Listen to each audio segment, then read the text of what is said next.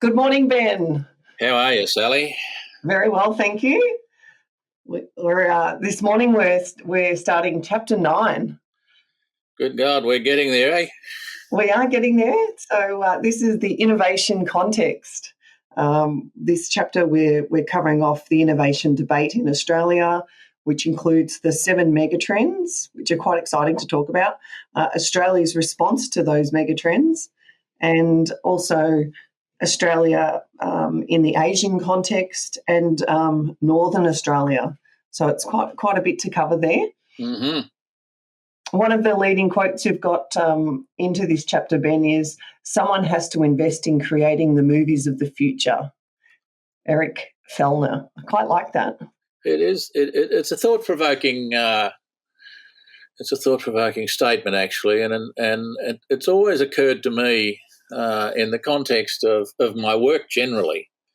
And I've been working as a business strategist or a facilitator of business strategy for close to 40 years. Nobody ever rationalised their way to the future. It's just not possible. It really, the future is a function of your imagination. And Einstein said it beautifully. He said, your imagination is a preview to coming attractions. I like that. Yeah, and it kind of makes sense, you know. I mean, the business cases you see come forward are all the financial world's attempt at rationalising the future to sort of de-risk it. And it's really interesting that, even getting business cases up, that people are on that fine line, because if you put up a business case that's too risky, they'll knock it back. But if you don't put up a business case that's visionary enough or exciting enough, it'll be knocked back too. So you're really kind of on that fine line, rationalising your way to the future, and it's not possible. In the end, the future, by definition, is unknowable, and it is a function of 4 Ps, if you like. There's the possibility, the off-the-wall possibility, stuff that's outrageous, it's impossible, but it's a possibility. And then you have the notion of probability, which the accountants love. And they really, they can only make a decision if it's probably going to happen. I think it's quite fascinating. And then there's the potential. That's just making an assessment of, given all our assets and our possibility and our human potentials, what could we do? What is reasonable to hope for? And then there is the 4th P, which just escapes me as I think about it now. Sorry. I can't help you out there. I was very much waiting for what that 4th P was. Sorry about that. I like the potential. Yeah. Potential, possibility, probability. I'm sorry. I've lost it. That's okay. Yeah. So we've got, Ben, you're talking about in chapter 4, you mentioned that there was a focus on 3 different types of innovation, which included work systems, product and innovation, and business model innovation, which probably sit in some of those 3 Ps situation. And then there's a 4th element there, which is, that we must include social policy innovation and cultural innovation. Absolutely. They're they're if you like, the environmental milieu in which all these other innovations happen. The social policy innovation is pivotal, and it's a function of government, if you like, to get social policy in position so that it enhances society. Now, sadly for our system, social policy is a political process. So it's the art of 51%. You know, you can only really get a social policy through if 51% of the people support it. Whether that's in the parliament or whether that's even in society. You know, governments find it very difficult to legislate or create policy that the majority of people don't want. And it's in that space that I think that governments over the next 10 or 20 years have to get some courage and actually make some big decisions about the future, which is it's been lacking in this country for a long time.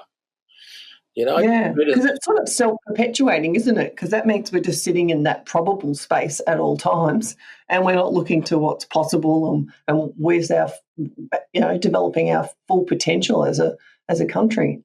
Well, exactly. I mean, we arguably, you know, we're one of the, in terms of mineral resources, one of the richest countries in the world, and certainly in terms of median income per household, we're up there with being the richest country in the world.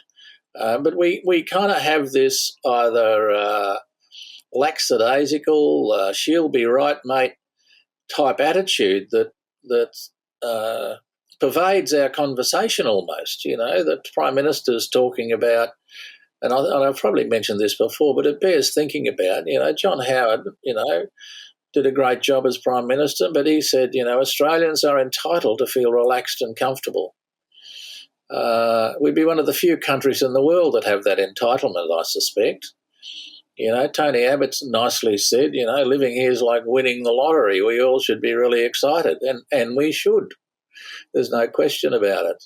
You know, more recently, Morrison has announced that, you know, we're a nation of adopters, you know, and that's fine. And I don't have any problem with any of that, except that ultimately we've got to make choices, and we need to understand where we sit both in the world and within our own, if you like, country lifestyle journey. You know, can we continue to be a lifestyle country, preoccupied with recreation and those things that go with it?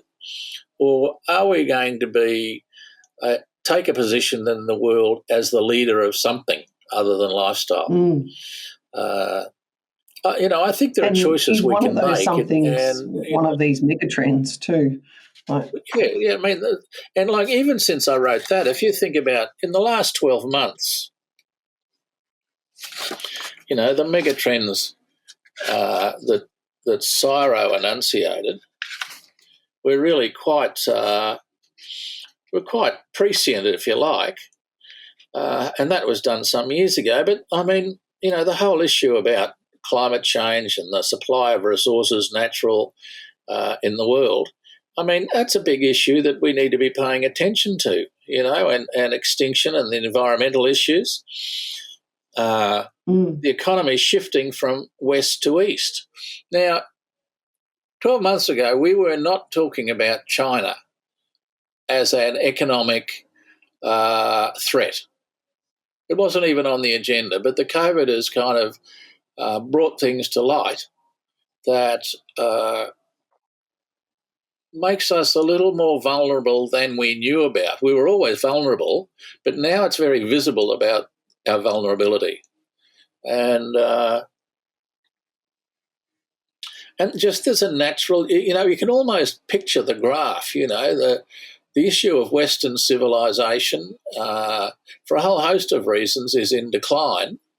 And Eastern civilization, manifested through China, is in an upward swing. So, you know, at some point in time, that's going to create, and if it's not now, will create multiple issues. You know, China's kind of busy, if you like, roaring loudly, and Australia and other Western nations are looking at it and saying, wow, is this how the future is going to be? How are we going to manage this? But if you ever think about that, I mean, the whole issue of the population, you know, our populations, you know, Australia right now, I think, is in negative growth in terms of population because it's stopped immigration. You know, yes. The source of our economic growth for the last 20 years has been our immigration policy. So how do we have economic growth if we think that's important if the population's not growing? There are questions that we have to think about. And the technology, I mean, all of us, just even the fact that you and I are doing this now is an example of how the technology has taken over our lives. We're talking about doing a podcast. 12 months ago, we weren't even dreaming about doing a podcast. Or I wasn't anyway. No, I wasn't either. And obviously, we both were listening to podcasts and knew that they were participating in it, but it wasn't something that we were thinking to do. And that's just a function of the reality of technology and how it's taking over. And that's only going to accelerate. I mean, that's not going backwards. And then there's a whole range of other issues, that in our context. There's a woman writing at the moment whose name just escapes me, but she's talking about the 5 big issues that are coming together at the moment that are going to have as much impact on the world in the next 100 years as the internal combustion engine and electricity and steam had in the previous 100 years, or air travel. So, if you're looking at artificial intelligence and robotics and blockchain and genomics and energy storage, there are 4 big technologies that are coming that potentially will change the world more radically than it was changed at the start of the last century. Now, that's happening whether we have all these other geopolitical issues or not, or whether we have another pandemic or not. Those technologies are overtaking us now. And if we don't position ourselves for it, and I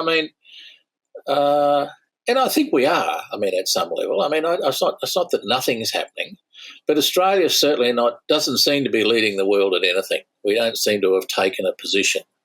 And I know that when I grew up, my dad used to say to me, when I was a kid trying out for football and the cricket teams, if you haven't got a position, you don't get to play. And it's a really thoughtful statement, if you allow yourself to think about it, Yeah. So many people just kind of drift through, or businesses even just drift through. They don't take a position and move forward, They allow stuff to happen. And if Australia doesn't take a position in the world around a number of issues, the world will just roll over us. Yeah. And also, how attractive is it when a business has taken a position and you just you click on their website or you engage with one of their representatives and you just know straight away what that position is and what they're working towards, and it's crystal clear, the clarity's there. Absolutely. It's very, whether it's for you or not, whether you're still making that consumer choice, it's still very, very desirable to see such clarity. And I think that creates, even if it's just lending into the potential of what could be, it's still something that we want. It's part of leadership, I guess, isn't it? It's what's described as leadership. Well, that partly I think it is. I do think that, what we want from our leaders is a form of clarity about what's happening and where it's going, clarity and transparency, if you like. You want a sense of coherence. When you look at the Australians' narrative now, it's hard to see coherence. It may well be there if you saw it all in one spot, but it's very difficult to see a coherent story about our future. It's hard enough for us to tell a coherent story about our past and history. Telling a story about our future, I think, becomes more important as we move forward because people are looking for leadership. A little bit of competence. You talk about the C's.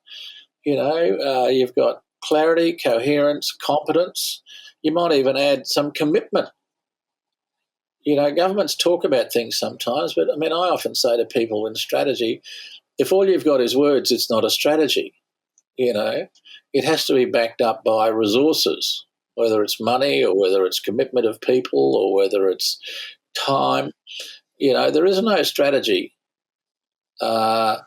without the commitment of resources. And if you kind of look at our budget in Australia, and which I haven't kind of gone right into, but it's about getting your head around where we're going by just reading the data. You know, in a business, you can walk in and almost see the strategy if it's a clear strategy in a business. You don't have to ask them what it is because you can see it happening around you. Yeah. And it's the same as when the data doesn't add up and you're hearing noise about whether it's in an organisation you're working in or like working for like myself as a consultant, or if you're actually looking at someone else, you know, look, you're not working with them, but you're watching another organisation or you're seeing what their movement is. And you can see when it's just noise and they're not actually getting momentum because they haven't, either got the right resources or the right capability on board to actually deliver on what they were hoping to commit to. Mm-hmm. Yeah. It's a form of puffery. Yes. You know, I mean, there's all the gear and no idea. That's another one that I say. Exactly. Yeah. So yeah. You know, it really, and I've seen that in the built environment, Ben, where there's a lot of discussion around Australian standards and improving safety of our buildings and compliances. But then when you really have a good look at how many companies in Australia do have certification that is part of the national scheme, the code mark scheme, it's a very, very, very minor. We're in the 1%ers of the total amount of businesses in the built environment. So it's that as an example of showing that there's a lot of fluff going on and not a lot of action. Well, I'm always fascinated by these standards, Sally, and I mean this is, I've not written about this, but you know, if everybody can agree on it, I often think it can't be a very high standard. You know, it's the baseline. Now, that's correct. It is. It's the absolute baseline, and it's they're very well entrenched in international standards, and they're you know, we've been supported by other countries to look for expertise. So they're very well researched and founded, and they're basics. Yeah, they're the basics. I mean, I remember when we had the quality debate in Australia. You know, there's almost a hierarchy. You know, and it starts at quality control, and then you kind of move up a set of steps. You know, you add statistical process control into it, and then you get quality management, which is an all-embracing concept. And then if you really play the game, you move into best practice, and you set yourself up, you know, on a curve that says you're in the top quartile of quality businesses in wherever you are. But you got to believe that the what's at the bottom, what the basic standard is, if the whole world can agree on it, that's not a very high standard. You know, you can imagine that the compromises involved in that, and it's a little bit the same with innovation. You know, when you look at Australia, you know, we just don't rate very highly. We're not in the top quartile of serious countries doing this work, you know, and I think that's disappointing. Actually, yeah, there's a lot of work going on, but we're not where we can be. But as we said in other podcasts, when Australia applies itself to something, we usually exceed. So, like sports and the Olympics and building sporting stadiums and you know, our efforts with education and in science, we absolutely across the board, anything we collectively put our minds to, we get achievement. But I guess that's the point, isn't it? Is the collective capability and the unity, trying to unify it, which we're not getting at a social you know, policy innovation level. Well, I think you're right. I guess my thesis is that at a level, you know, we're performing well. There's lots of you know, achievement and outstanding stories out there. But A, we don't celebrate them. B, and on that basis, nobody really knows about them. And we seem to focus our conversations on not so much the wrong things, but things that make us look good rather than confronting some of the tougher questions. There's no question that in some areas we do outstanding work, and 29 years of economic growth, that's not to be sneezed at. But there's a level of mediocrity in what we do. We're the 14th largest economy in the world. Now, my hypothesis is that on world rankings, if we're anything less than 14th, we're below average. Yeah. Now, people might contest that, but I mean, in fact, everything I say is contestable. But when you deal with the data, you kind of look at it and say, well, really, in some of those areas, why are we 25th? Innovation, we're 23rd, I think, in the world. Well, we spent $30 billion a year. We have a great track record at, if you like, the creative end of innovation, but, commercially we just don't get it. And that's a function, I think that's a function of our culture, and I've pointed that out at different times. But, our ASX, the top 10 companies on the ASX, now that's symbolic of our business story. 5 of them, I think, are founded by government. There's only one kind of, if you like, directly value-added business there. All of them were started prior to 1970. That doesn't really represent a 21st century country. No. I think that's an interesting, it's only a small stat and it's only an indicator, but it is an indicator of the 20th century. It doesn't position us well for it's an indicator of like a stall, isn't it? It's like we're stuck somewhere. And some of the outstanding new companies, interestingly enough, Atlassian chose not to list in Australia. Arguably there wasn't enough money here. Arguably the market's not robust enough, but they listed on the NASDAQ in the United States. Now, good luck to them, and there are other companies considering doing that.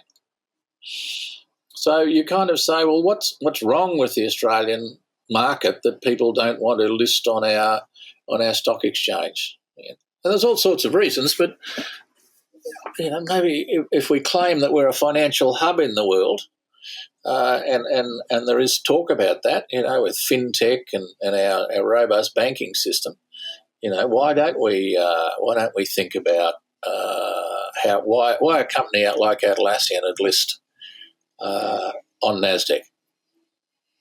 Yeah. And then what happens when a leader like that does that and other businesses then, think like the conversation we're having, why is that? And then obviously people start. Well, I think that they'll copy. They'll follow. Yeah. I don't think in this particular area, I don't think we have the tough conversations. I think it's the bottom line. And I think Paul Kelly, at some level, talking about industrial relations, Paul Kelly and the Australian said, the government had a look at the future and retreated into nostalgia. Look how clever we are. We have 29 years of economic growth. The reality is that we have had 29 years of economic growth. We now have had a COVID experience, which on a good day was confronting, and if you look at it through a tough lens, it was traumatising. So we have an opportunity to do something different. What I'm hearing in the conversation now is like we're almost pretending like it didn't happen. The business model has completely changed, as we're talking about, with international students, international travellers, and people migrating to Australia, which has been a huge part of the business model equation for success. Absolutely. So, absolutely. It's like, how do you not identify that business model change? Yep. And I'm sure businesses are accommodating it, but I think that's a question that we have to confront at some levels. And these are in addition to all those other things we've talked about. Yes. Yep. There's all the mega trends happening, but then there's all these immediate things that we have to accommodate. And, it's hard to see in the conversation where it's happening. We're still kind of debating about whether we can roll out a vaccine or not. Now, that's important, and it's going to affect the future, of course. But, gee, there are other big questions we could be thinking about, Yeah, and a bigger conversation around the Asian context too, rather than, there is the conversation around what is, are we playing Team Australia? Then I've coined my own, maybe we're actually playing on a global team. We're an actual team player all round. However, what is our strategy and how are we backing that up? And how is that how are we going to fit into this Asian context? And how do we want to? Yeah. Well, we are in Asia. We're a Eurasian country. Absolutely. We just have to decide, again, what's our position in the world with Asia? At the moment, look, if I had to articulate one, I couldn't. But, there was a document produced in 2012 called Australia in the Asian Century. And they enunciated a very clear kind of objective, if you like. Whether it's a moonshot or not, it's probably debatable, but that our trade links with Asia will be at least a third of GDP by 2025. But, I wonder who's tracking that, I've never seen a report that says this is what's happening. So, there are a whole range of questions that we could do. The whole focus on Northern Australia. And I know there's a Northern Australia Development Fund or something like that. But, Northern Australia is a lot closer to Asia than Southern Australia, for example. So almost 2/3 of the world's middle class will be in Asia by 2030. And surely that's the opportunity of the century for Northern Australia, but particularly for Northern Australia. We need to be having a conversation about our role in Asia, but what's the role of Northern Australia in the context of the growth in Asia? Yeah. Well, what's the country, it's just escaped my mind, that's going to be underwater within the next 20 or 30 years or something like that, and that entire population is sort of going to be displaced? It's one of the islands in the Pacific, is it? I'm not sure. I can't answer that off the top of my head. But what I do know is I think the Indonesian government is repositioning Jakarta because it will be underwater in the next 50 years. So they're moving their whole capital city. Yeah. So, there's little signs of things to come. But, and Indonesia is a huge population. My thinking goes something like, we've got Northern Australia sitting up there with a massive geography, very few people, and a very underdeveloped industry base. Why wouldn't we be thinking about, this is not an original thought, I read it in an article somewhere that suggested that we could be supplying solar power or renewable energy to Indonesia. Many of those countries, the limiting factor in their growth is their lack of energy. Yeah. So we could become an energy hub for Indonesia, or even some of the countries in Southeast Asia who struggle with it. So why aren't we thinking about that? Why isn't there any conversation? I just think it's diabolical that we don't have those conversations. Yeah. Or I bet you there are people talking about it, but it's just very siloed. But so why isn't there a national conversation, as you're saying? Exactly. Yeah. Some targets were proposed in a paper written by one of the government systems on the developing Northern Australia, and it talked about doubling our agricultural output by developing a food bowl that includes premium produce by 2030, growing the tourist economy in Northern Australia to 2 million international tourists a year. Now, that might be a challenge in the current environment, and building an energy export industry worth $150 billion to the Australian economy with a major focus on clean and efficient energy. Now, why isn't that tattooed on everyone's forehead in Northern Australia? And why aren't we hearing conversations about that? You know, we just don't seem to be a country that pays any attention to the future. Well, you know, and I mean, that disappoints me, because it's that conversation about the future that creates hope. Yes. People can see. You know, if you're a kid now, and I mean, I often think about this. I've got a lot of grandchildren. They're talking about, we've got to get all these children educated in STEM.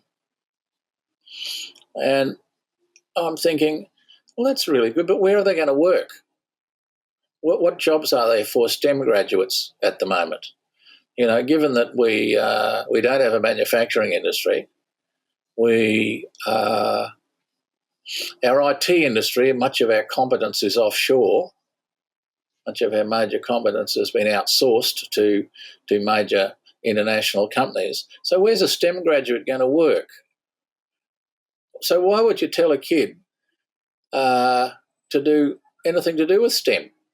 You know, I think it's fascinating that there's this huge push for it, but nobody's saying, hey, we're going to have the greatest building systems in the world, and we need science graduates and engineering graduates to work there.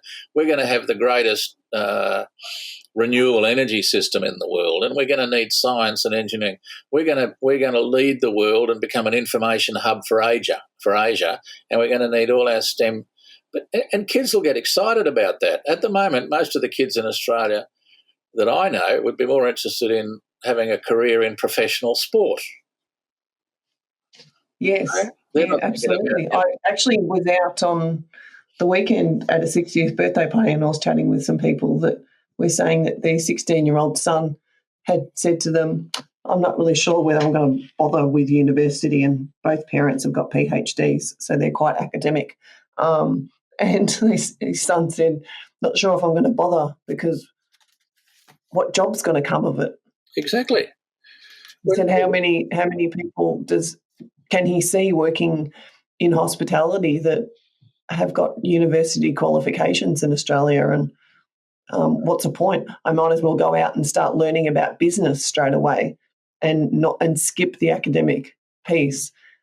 And I said, well, isn't that an interesting thought? And they were really mortified that I thought that the child, I thought he was a genius that he'd even considered it. I was like, good on him for thinking like that. Well, they're like, no, he must go to university. Well, I'm not saying don't go to university, but that just shows a level of enlightenment that he's actually asking the question. It's a great question. Well, I mean, look, when I grew up, business was never discussed as an option. You know, my family tradition was in the public service. And so my job was there was never any debate about whether I'd go to university.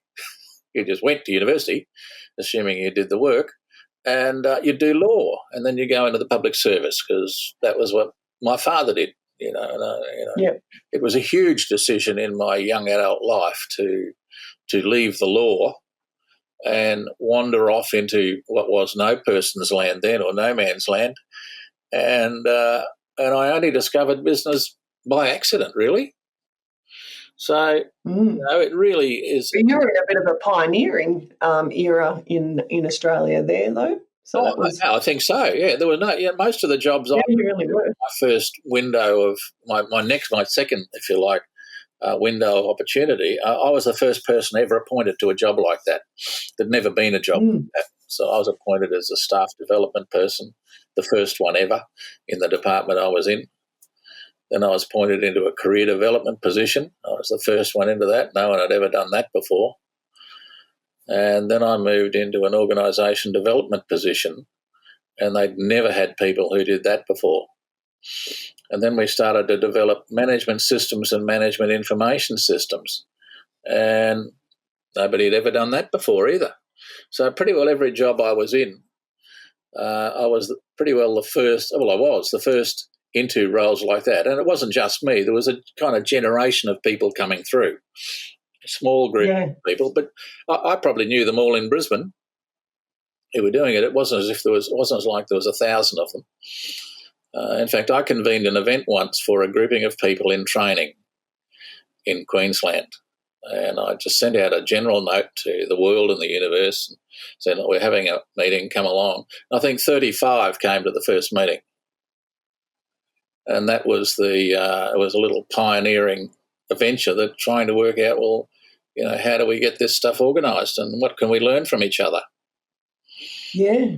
So, yeah, I mean, it has been a pioneering journey in a lot of ways, and even now, I mean, innovation. No, but I ran my first workshop in innovation back in about 1987, I think it was, and it was in a government department that was on the verge of corporatising, I think they called it in those days, and they wanted to know if they were going to be in a corporatised business, what sorts of innovations could they introduce. So that was my introduction to innovation in a theoretical frame. Up until then, I'd been a pioneer of sorts in different areas. Well, always a high contributor you have been, Ben, and thank you for your time today. We're going to wrap up the innovation context, and our next podcast is going to be going into a new Australian narrative and our future moonshots. Thanks for your time today, Ben. Thank you.